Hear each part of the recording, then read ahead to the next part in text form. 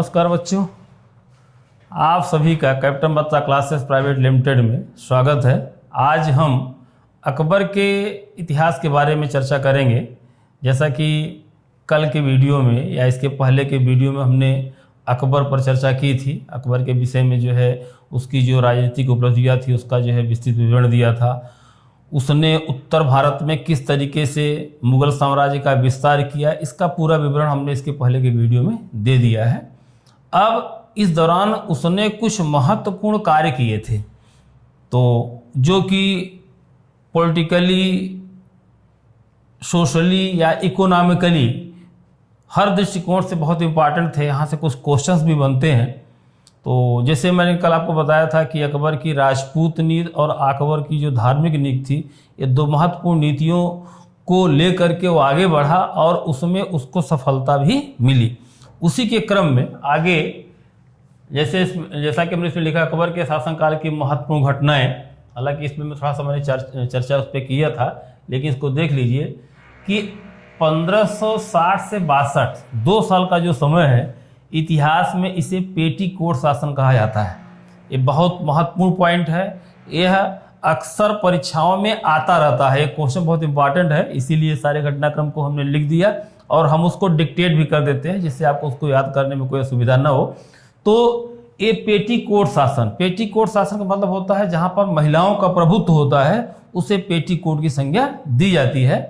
1560 ईस्वी में जब बैरम खां का पतन हो गया, बैरम खां के पतन के बाद अकबर पर उसकी माँ हमीदा बानो बेगम और उसकी जो धाय माँ थी माहम अनगा, उनका प्रभाव आ गया और फिर उन्हीं के कहनानुसार उसने 2 साल तक कार्य किया। इन 2 सालों में जब उसके माँ हमीदा बानो बेगम और उसकी धाय माँ माहम अनगा की मृत्यु हो गई, तो उसके बाद वह जो है स्वतंत्र रूप से शासन करना प्रारंभ किया। तो 1560 से 15 से 62 में 2 साल का जो पीरियड था, जहाँ पर वह अपने माँ और जो संरक्षिका थी उसके प्रभाव में आकर के उसने जो शासन किया था, उसी को इतिहास में पेटीकोट शासन कहा जाता है। ये महत्वपूर्ण पॉइंट है, इसलिए इसको बताना। यह जो है 60 से 62 की वस्तु। उसके बाद अगली जो घटना है, जैसे उसने दास प्रथा का 1562 ईस्वी में, जैसे मैंने बताया कि 1562 ईस्वी में जब वह पूर्ण रूप से स्वतंत्र हो गया, बैरम खां से 1560 में मुक्त हो गया, 2 साल तक अपने माँ के प्रभाव में रहा, महिलाओं के प्रभाव में रहा, राज दरबार में उन्हीं का सिक्का चलता था। जब उनसे भी मुक्त हो गया तो स्वतंत्र सोचने की स्थिति में आ गया। अब उस पर किसी का कोई दबाव नहीं रहा। उसी के तहत उसने जब अपनी राजपूत और धार्मिक नीति घोषणा की थी, तो धार्मिक नीति के तहत सर्वप्रथम उसने दास प्रथा को समाप्त करने का निर्णय लिया कि अब भारत में जो विजित शासक होगा उसे दास नहीं बनाया जाएगा। तो ये महत्वपूर्ण घटनाक्रम है कि एक क्वेश्चन आता है कि अकबर ने दास प्रथा की समाप्ति कब की थी। ये ईयर पूछा आता है, तो वो है 1562 ईस्वी।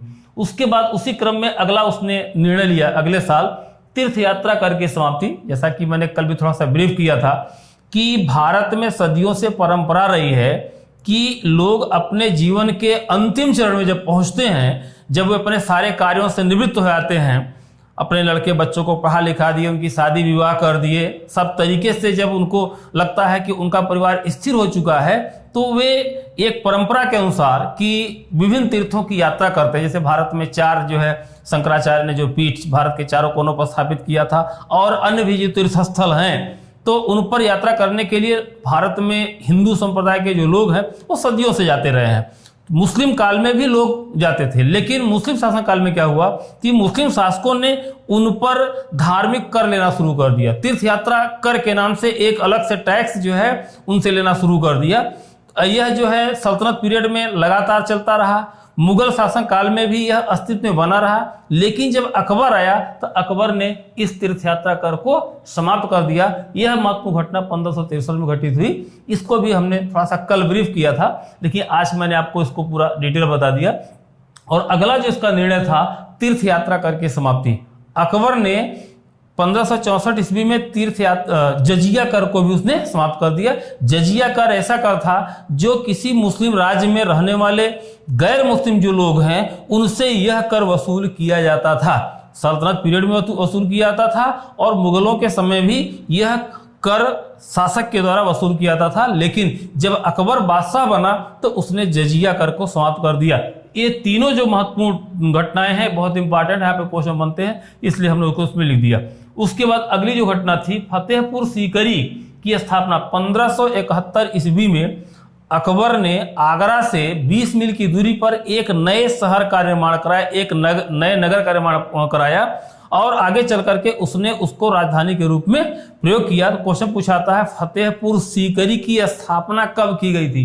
ये 1571 ईस्वी में की गई थी और 1572 ईस्वी में उसने उसी फतेहपुर सीकरी में एक विशाल दरवाजे का निर्माण कराया था, जिसे बुलंद दरवाजा कहते हैं। तो ये भी ध्यान देना है कि बुलंद दरवाजा का निर्माण कब कराया गया?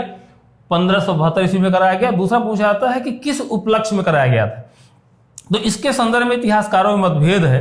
कुछ इतिहासकार ये कहते हैं कि अकबर ने 1570 ईस्वी में उसने गुजरात की विजय की थी। गुजरात विजय करने के बाद जब वापस आया तो गुजरात में एक बार पुनः अस्थिरता उत्पन्न हो गई, वहां के शासक पर स्वतंत्रता घोषित कर दी। इसलिए बड़ी द्रुत गति से, तीव्र गति से अकबर जो है गुजरात गया, गुजरात को विजित किया, फिर वापस आया।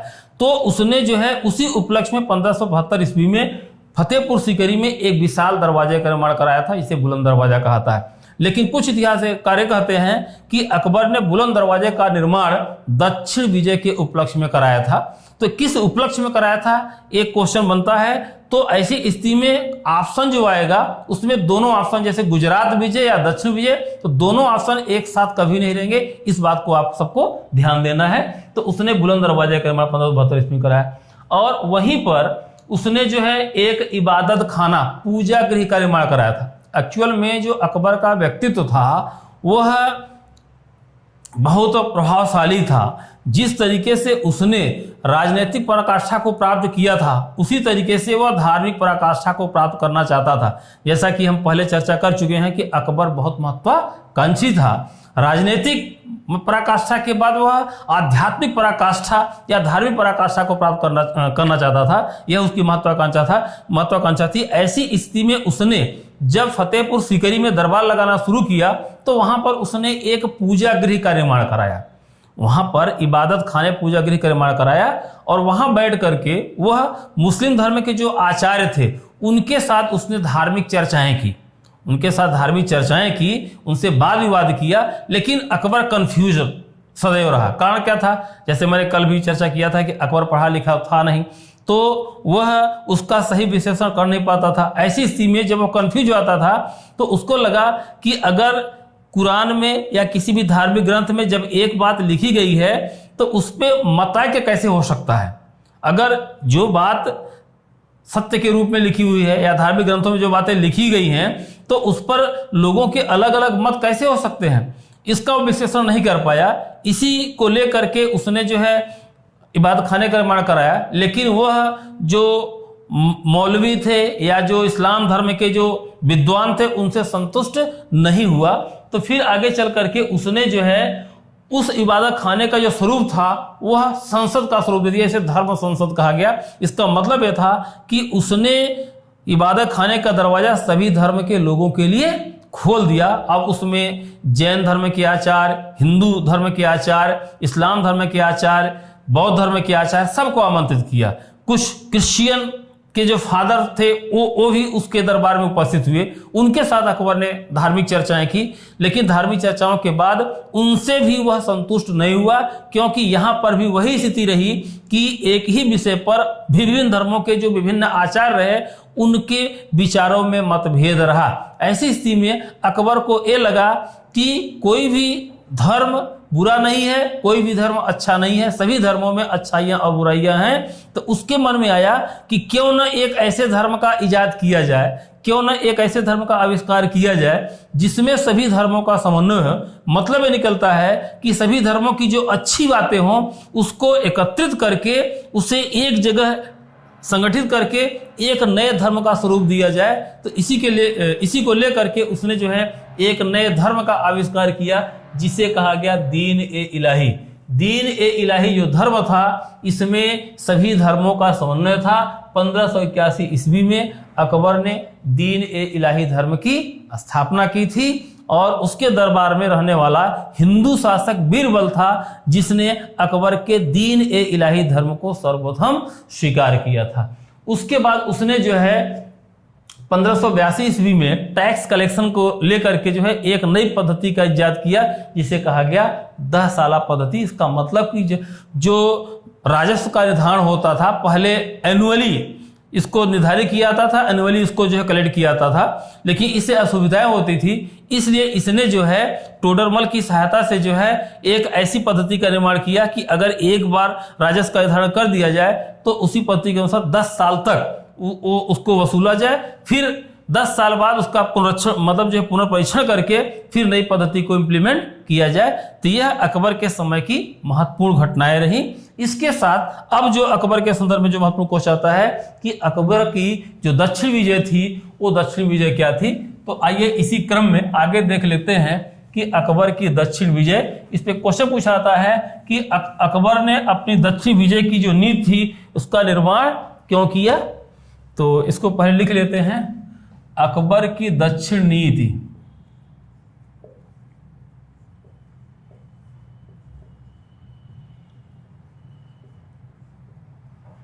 साउथ पॉलिसी ऑफ अकबर इसे कहाता है।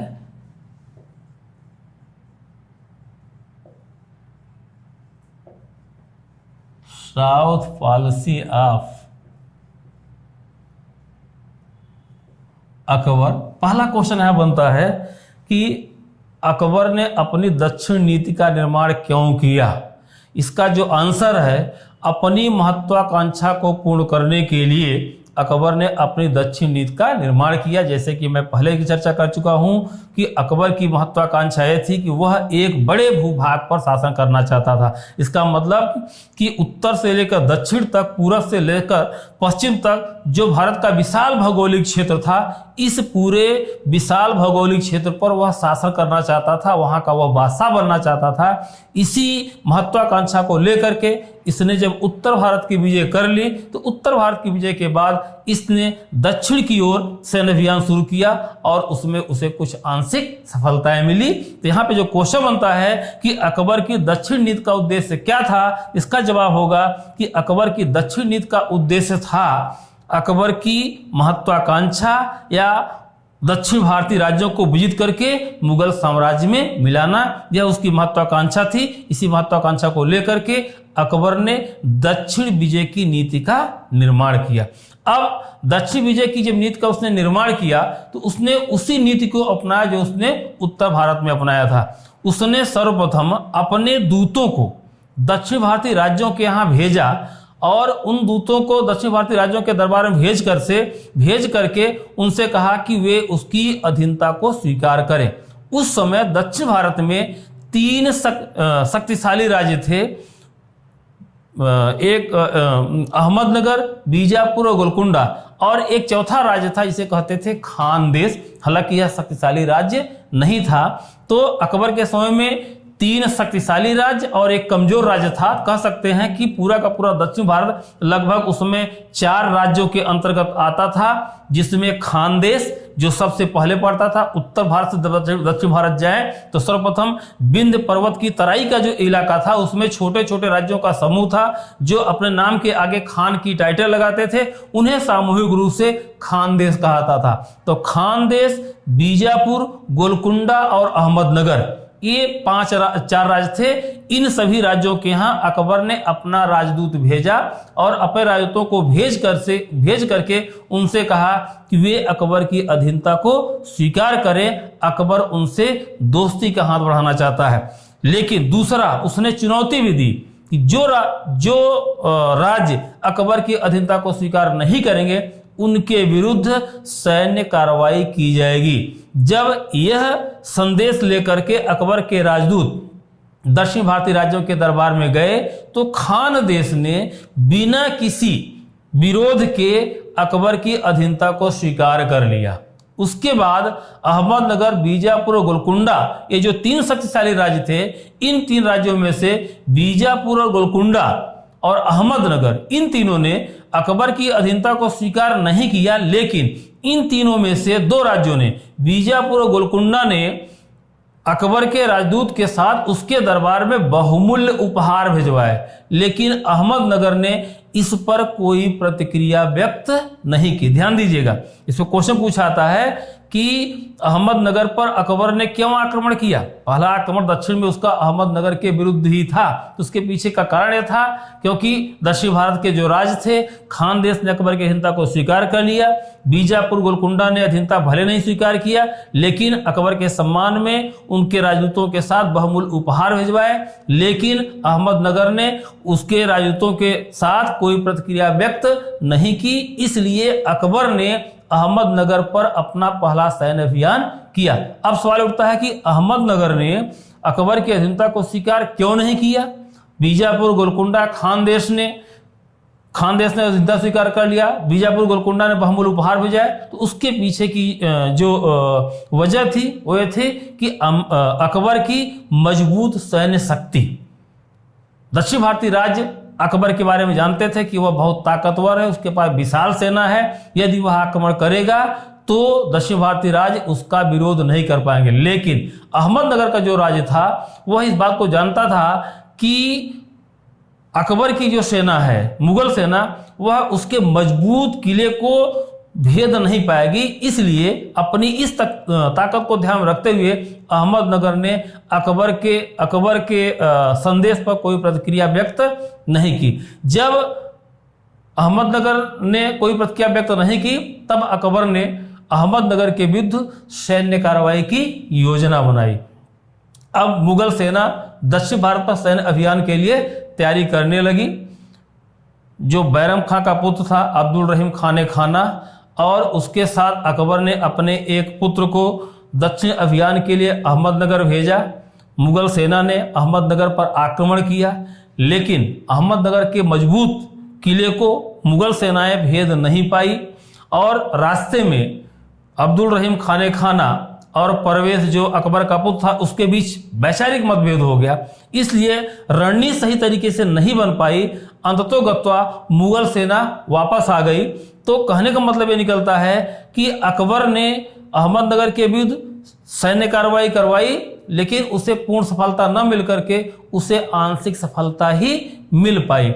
जब मुगल सेनाएं वापस आ गई तो उसके बाद अकबर के शासनकाल में मुगल सेना को दक्षिण भारत जाने का मौका नहीं मिला, क्योंकि अब उत्तर भारत में उसका पुत्र जो सलीम था वह अकबर के विरुद्ध विद्रोही हो चुका था। ऐसी स्थिति में सलीम के विद्रोह को समाप्त करने के चक्कर में अकबर जो है उत्तर भारत की राजनीति में व्यस्त हो गया, और वह अपने संपूर्ण जीवन काल में वह दक्षिण भारत पर सैन्य अभियान नहीं कर पाया। इसलिए अकबर की जो दक्षिण नीति थी वह अधूरी रह गई। क्वेश्चन पूछा जाता है कि अकबर की जो दक्षिण नीति थी वह अधूरी क्यों रह गई, या अकबर को दक्षिण में सफलता क्यों नहीं मिली। इस प्रकार के जो क्वेश्चन बनते हैं आपको ध्यान देना पड़ेगा कि पहली बात, जो उत्तर भारत के जो मुगल सैनिक थे वह मैदानी इलाकों में युद्ध करने के लिए अभ्यस्त थे।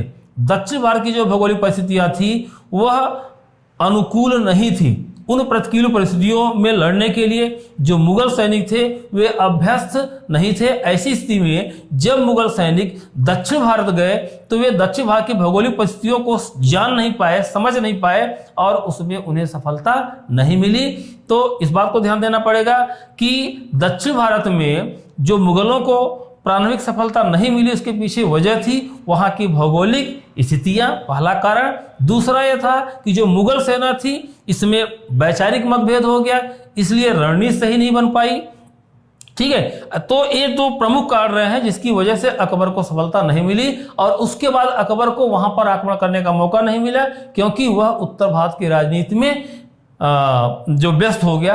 अब चूंकि अकबर ने उत्तर भारत में अफगानिस्तान से लेकर के बंगाल की खाड़ी तक के क्षेत्र पर विस्तृत भूभाग पर उसने आक्रमण करके उन्हें मुगल साम्राज्य मिला लिया था। जैसे कि कल मैंने आपको बताया था, आज मैं फिर उसको रिपीट कर देता हूं कि अकबर के शासनकाल में उत्तर भारत का कोई ऐसा राज्य नहीं था जो मुगल साम्राज्य का अंग न रहा हो। उसमें सिर्फ और सिर्फ मेवाड़ एक ऐसा राज्य था जहां के शासक महाराणा प्रताप थे। उन्होंने अकबर की अधीनता को स्वीकार नहीं किया, और मेवाड़ इकलौता राज्य था जो मुगल साम्राज्य का अंग नहीं बन पाया था। 1576 ईस्वी में अकबर ने मेवाड़ पर आक्रमण किया। मेवाड़ जो राजधानी थी चित्तौड़ पर, कहीं चित्तौड़ मिलता है कहीं मेवाड़ मिलता, तो मेवाड़ राज था, चित्तौड़ उसकी राजधानी थी, ध्यान दीजिएगा। तो उसने मेवाड़ पे आक्रमण किया, लेकिन वह मेवाड़ के किले को विजित नहीं कर पाया। उसके बाद उसका पुत्र जो सलीम था वह विद्रोही हो चुका था, इसलिए वह उसके विद्रोह को शांत करने में लग गया। उससे दोबारा न तो मेवाड़ पर आक्रमण करने का मौका मिला और न ही वह दक्षिण भारत जा पाया। इस प्रकार अकबर अपने संपूर्ण जीवन काल में दक्षिण भारत के किसी भी राज्य को उत्तर भारत में नहीं मिला पाया। सिर्फ उसे जो सफलता मिली थी वह खान देश में मिली थी। खान देश को उसने मुगल साम्राज्य का अंग बना लिया था। 1602 ईस्वी में उसने दक्षिण भारत का एक छोटा सा क्षेत्र था। 1602 ईस्वी में अकबर ने असीरगढ़ की विजय की। असीरगढ़ जो मध्य प्रदेश में पड़ता है, असीरगढ़ की विजय थी और यह अकबर के जीवन की अंतिम विजय थी। असीरगढ़ की जो था ये अकबर के जीवन की अंतिम विजय थी। अंतिम विजय थी। इसके संदर्भ में कहा जाता है कि अकबर ने असीरगढ़ को सोने की चाबियों से खोला था। इसको मैं यहां पर नोट कर देता हूं। अकबर ने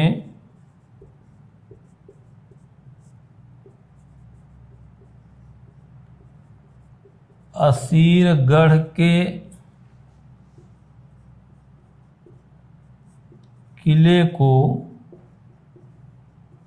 सोने की चाबियों से खोला था।